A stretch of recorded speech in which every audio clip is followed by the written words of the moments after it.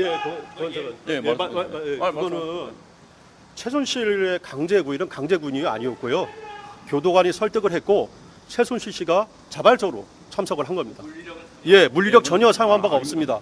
설득을 해서 자발적으로 참석을 한 것이고요. 그다음에 체포영장을 집행하게 된 이유도 상당한 구속이 진행된 상태였어요. 상당히 오랫동안 구속되어 있는 상태였기 때문에 체포영장에 의하지 않고는 조사를 부를 수가 없었기 때문에 그때 당시에는 체포영장을 발부한 것이고 신청을 한 것이고 그다음에 최순실 씨가 어떤 뭐 강제력, 물리력에 의해서 쫓겨난 게 온 게 아닙니다. 교도관에 의해서 설득을 했고 자발적으로 출석을 해서 예, 그때 조사가 이루어진 것입니다.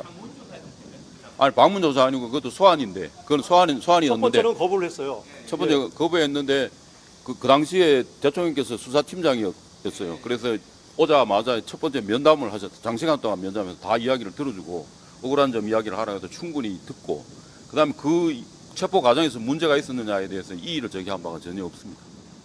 그거 확실하게 그 당시에 물리력 행사에서 인치한 거 아닙니다. 스스로 이제 지금이 다른 건 뭐예요? 물리력을 사용하지 않은 게 다른 겁니다. 물리력으로 사용할 수는 없습니다. 아까 지금 말씀드렸잖아요. 한계가 형 집행 및 그 수용자 처우에 관한 법률 100조에 따라서 교도관들은 집행할 수밖에 없어요.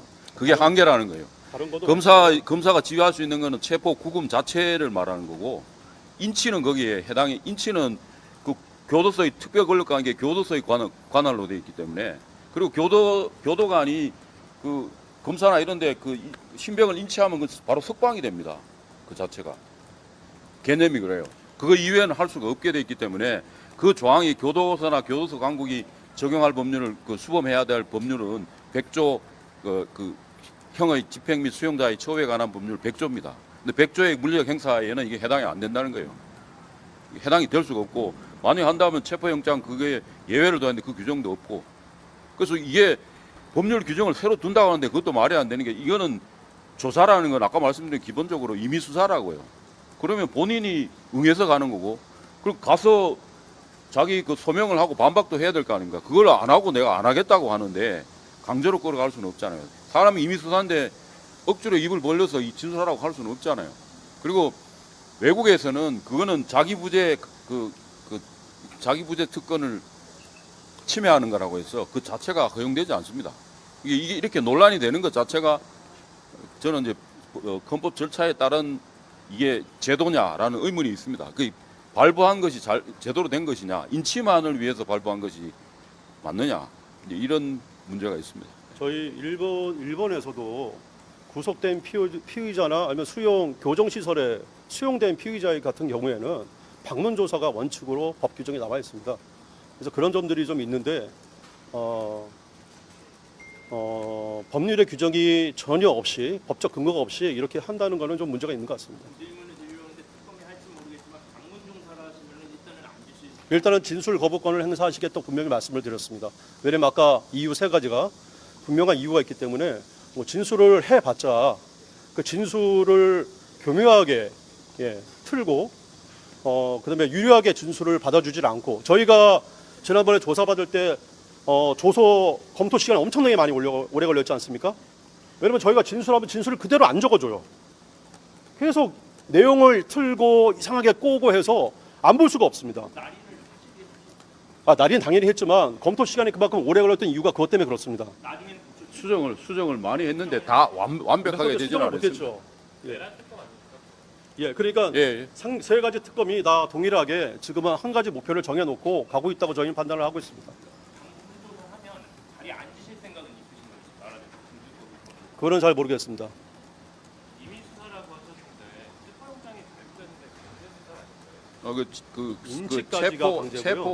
체포라는 거 영장 자체를 그 강제 수사의 방법으로 하는 것이지 말씀드리면은 이 구속영장이 발부된 주요 이유가 증거인멸이나 도주나 우려나 증거인멸이 아니겠습니까? 물론 소명은 또 다른 문제지만 되게 그걸로 하잖아요.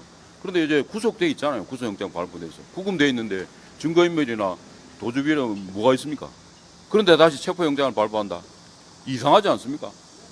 그리고 구속되어 있는 사람을 다시 체포한다? 어디에 체포를 합니까? 구속되어 있는데 지금 구금되어 있는데. 그러니까 체포라는 거는 밖에 나단에 있을 때 일반적으로 이렇게 한다고 그러면은 체포 영장을 해서 잡기 위해서 하는 거잖아요. 그리고 현행범인 경우에는 그렇게 하고 그다음 나중에 추가 사후 영장 받고 하는데 근데 이거 지금 구속되어 있는데 다시 체포한다. 그러니까 이제 체포하는 것도 그럼 체포하는 것의 집행이나 구속 집행에 검사가 할 수 있는 건 지위는 그거라는 거예요.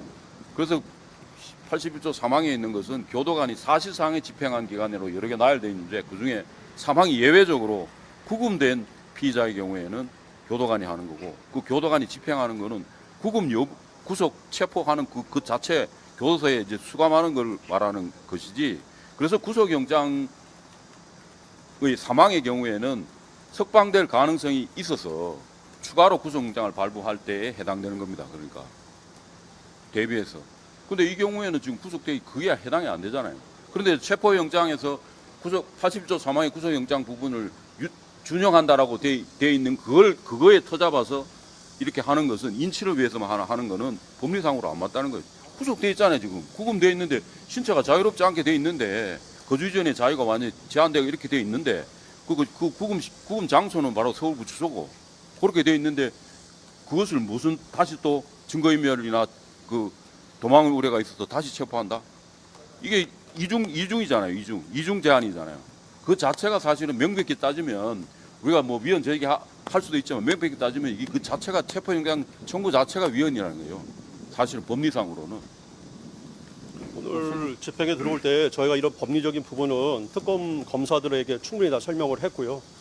분명히 불법이고 위법한 행위다라고 분명히 사전에 다 말씀을 드렸습니다. 그럼에도 불구하고 집행이 이루어졌고 오늘 이루어진 특검의 조사나 강제집행, 체포영장 집행은 그 자체로 직권남용 불법 체포 감금죄에 해당되기도 하고 그다음에 진술 거부권을 행사했음에도 불구하고 진술을 거부하겠다고 사전에 분명히 얘기했음에도 불구하고 이런 식으로 계속 체포영장을 집행을 해서 조사실까지 끌고 가려고 했던 행위는 또 마찬가지로 별도의 범죄가 성립됩니다. 이 점에 대해서는 반드시 책임을 물을 것이고 더군다나 구치소에 있는 그 직원들 어린 그 젊은 청년들 이 일본제 그 직원으로 있는데 마찬가지로 의무 없는 일을 또 강요한 것입니다. 예. 법에 규정되어 있지도 않고 해서도 안 되는 일을 그 직원들한테 강요를 해서 대통령한테 어떤 물리적 강제력을 사용하도록 한 것이기 때문에 이 점에 대해서도 반드시 책임을 물을 것이고 제가 이렇게 왜 약간 그 흥분되어 있고 하냐면은 그 상황이 너무나 참혹했기 때문에 그렇습니다. 차마 이게 우리나라 법치국가에서 일어날 수 있는 일인가라는 거를 그 현장을 목도하고 나서 도저히 참을 수가 없었고 도저히 그 정신적 충격이 올 정도로 심각했습니다. 대통령이 오죽하면 팔이 아프다고 좀 놔달라고 사정을 할 정도였겠습니까? 이런 상황이 있는 게 정상은 아니지 않습니까? 예. 네. 진술 거부권을 그거로 조사 자체를 거부할 권한도 있다고 피의자는 당연히 있죠. 권한이 아니고 그건 본인의 이제 권리죠. 방어권에. 법적 권리가 있다고. 그렇죠. 예, 진술 거부할 수 진술 거부권은 당연히 그러니까 예. 불리하게 작용할 수도 있잖아요. 만약에 저희가 신병이 구속되어 있는 상태가 아니라면은 당연히 수사기관의 요청에는 따라서 할 수도 있을 겁니다. 그래서 이미 구속되어 있고 인치되어 있는 상태 아닙니까? 그리고 진술을 거부할 수 있는 권리는 당연히 피의자에게 부여된 헌법상의 권한이고요. 진술 거부권 말고 조사를 거부할 권리가 있다고. 조사를 거부할 권리 자체가 어떤 건지 의미를 잘 모르겠는데 아무튼 이 조사를 하려면은 법적 절차에 따라서 해야 된다는 것입니다. 그리고 법적 절차가 없거나 법적 근거가 없이 조사를 할 경우에는 당연히 저희는 거부를 할 겁니다. 그리고 끝으로 하나 뭐 더 하실 것이 있을 수도 있는데 그 말씀드리면은 이거는 뭐 그 전직 대통령이기 때문에 오히려 이렇게 하실 수도 있는데 이거는 모든 재소자에 관한 문제입니다. 우리나라 형사사법 절차에 있어서 적법 절차에 따라서 가혹하지 않고 그 헌법에 따라서 진행되는 것에 대한 문제입니다. 그리고 이런 케이스는 물리력 행사하는 경우가 체포영장 발부받아 물리력 행사하는 경우가 섞여 있습니다. 만약 이것이 계속 그대로 진행된다고 재발을 방지하지 않으면은 우리나라 헌법재판뿐만 아니라 우리나라 그 형사사법의 정의라든지 인권 침해에 대해서 재소자 인권 침해가 상당히 그 심각한 문제가 일으킬 수 있습니다. 그래서 그 점을 유념해서 재소자 인권 지금 많은 그 형사처벌의 위험에 처해 있는 재소자들의 인권을 위해서도 이런 일이 다시 발생하지 않도록 유념을 해주시고 또 기자분들도 그 점에 대해서 좀 깊이 좀 생각을 하시고 해주시는 게 좋을 것 같습니다. 물리력 강제력 행사한 게 교도관이랑 특검이 같이 하신 거죠? 특검이 지휘를 했고요. 그 다음에 뭐 기동대라고 하는 팀들이 들어왔습니다. 그러니까 구치소에 어떤 뭐 폭동이라든지 무슨 사태가 발생하면 움직이는 그 부대들 있지 않습니까? 그런 장병들이 들어와서 뭐 되게 건장했습니다. 건장한 사람들이 들어와서 대통령을 특검의 지휘에 따라 가지고 그대로 들어서 끌고 가려고 시도를 했습니다. 나중에는 저희가 완강하게 거부를 하니까 다시 특검보 문홍주 특검보를 전화로 연결해서 특검보가 수화기에서 스피커폰으로 또 지휘를 했습니다. 그런 상황이 1시간 40분 동안 계속 됐습니다. 그러면서 변호인이 이의를 제기하면 이의를 제기하지 못하게 하고 소리를 내면은 소리를 내지 못하게 하고 그 다음에 현 자리에서 변호인들을 쫓아내게끔 하고 그 다음에 판례도 있는데 어찌됐건 대통령님의 요구에 의해서 저희 변호사 접견이 좀 일찍 이루어진 것은 맞습니다. 원래 9시에 예정이 되어 있었는데 8시 좀 넘어서 대통령 요청에 의해서 저희를 특검보가 안내를 해서 구치소에서 안내를 해서 접견을 하게 되었습니다. 그 접견 과정에서는 체포영장을 집행하면 안 됩니다. 그게 접견이 아니다. 접견실이 아니기 때문에 접견이 아니다. 이런 논리를 황당한 피를 피는데 접견이라는 것은 장소 여하를 불문하고 피용자, 수용자와 변호인이 만나면 접견입니다. 뭐 헌법상 제한 없이 예.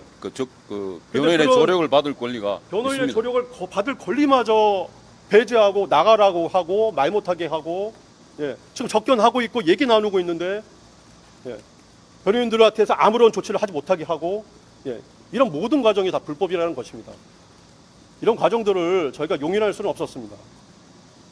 장병들이란 필수 인력이요. 예, 그렇습니다.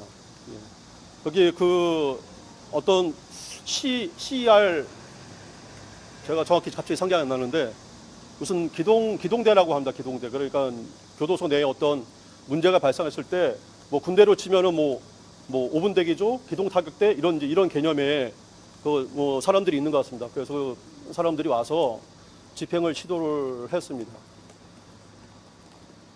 그 과정에서 대통령님이 상당히 좀만 더 심각하게 진행이 됐으면 분명히 심각한 부상 위험이 따랐을 겁니다. 고통을 호소했고 그다음에 너무 아프다고 말씀을 하셨고 전직 대통령이 입에서 그런 얘기 나온다는 게 이게 정상적인 국가입니까?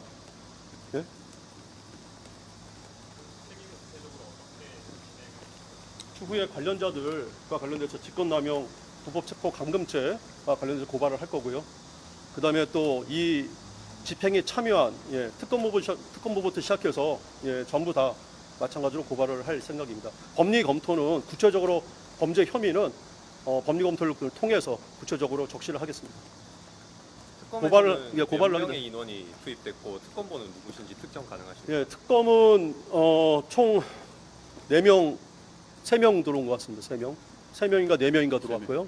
그다음에 검사 1명 들어왔고요. 그다음에 경찰에서 1명 들어왔고요. 그다음에 수사관 1명 이렇게 들어온 걸로 기억이 됩니다. 뭐 정확한 이름이나 이런 것들은 밝히기가 좀 곤란합니다. 자, 그러면 지금부터 잠시만 주목해 주시기 바랍니다.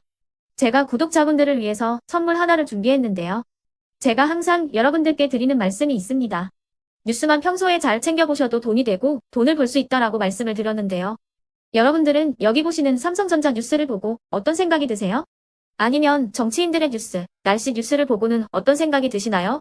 그냥 뉴스만 보고 끝내는지 아니면 이 뉴스를 어떻게 이용할 수 있는지 이 부분을 고민하고 계시는지를 되물어보고 싶습니다.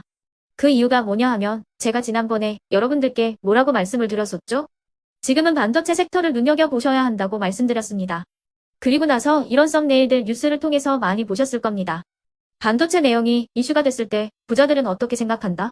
반도체 관련주들은 뭐가 있는지, 어떤 종목이 가장 좋은지, 어디에 투자해야 돈이 몰리는지 자연스럽게 생각한다고 제가 말씀을 드렸죠.